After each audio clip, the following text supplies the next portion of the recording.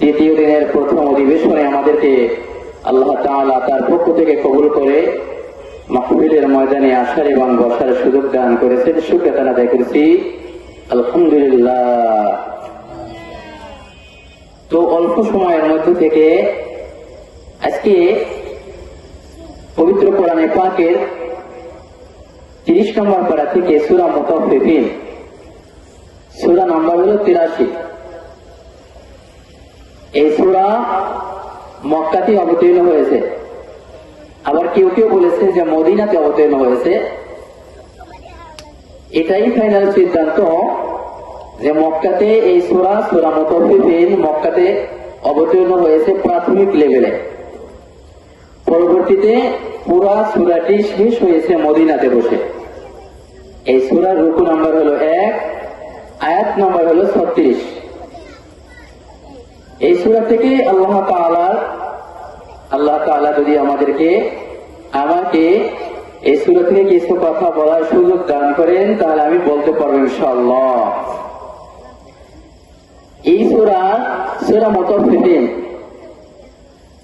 এই সূরার মূল লক্ষ্য উদ্দেশ্য হলো আল্লাহ রাসূল সাল্লাল্লাহু আলাইহি ওয়াসাল্লাম যখন মক্কা থেকে মদিনায় গেলেন, মদিনায় যাওয়ার পরে দেখলেন তৎকালীন যে মদিনার লোকজন তারা বেচা কিনায় মাপে কম দেয় এবং যখন গ্রহণ করে তখন বেশি বেশি গ্রহণ করে, যখন দেয় তখন কম দেয়, আর যখন গ্রহণ করে তখন বেশি গ্রহণ করে। এই ব্যাপারটি আল্লাহ তাআলা সহ্য করতে না পেরে রাসূল পাক সাল্লাল্লাহু আলাইহি ওয়াসাল্লামের উপরে এই সূরা মুতাফফিফিন অবতীর্ণ করলেন।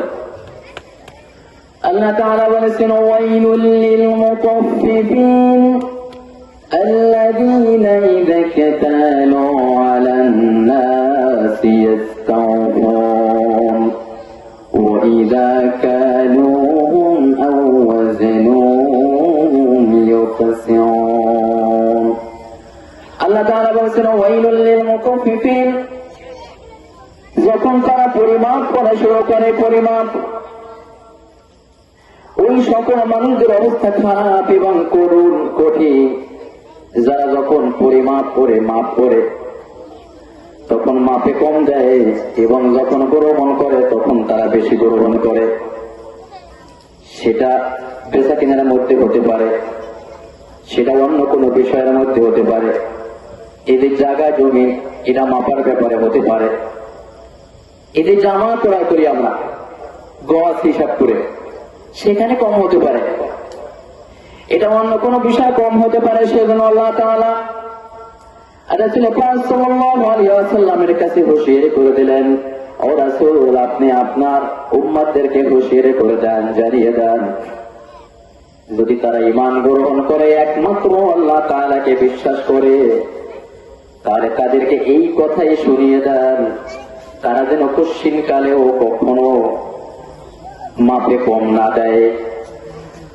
আল্লাহ তাআলা যখন এই আয়াত অবতীর্ণ করলেন, অবতীর্ণ করার পরে তৎকালীন মদিনার লোকজন, বিশেষ করে যারা ঈমান গ্রহণ করেছে, মুসলমান হয়েছে, এমন কঠিন ভাবে আল্লাহ তাআলার উপরে ঈমান গ্রহণ করলেন আর এই কথার উপরে বিশ্বাস করলেন, এখন পর্যন্ত ওই মক্কা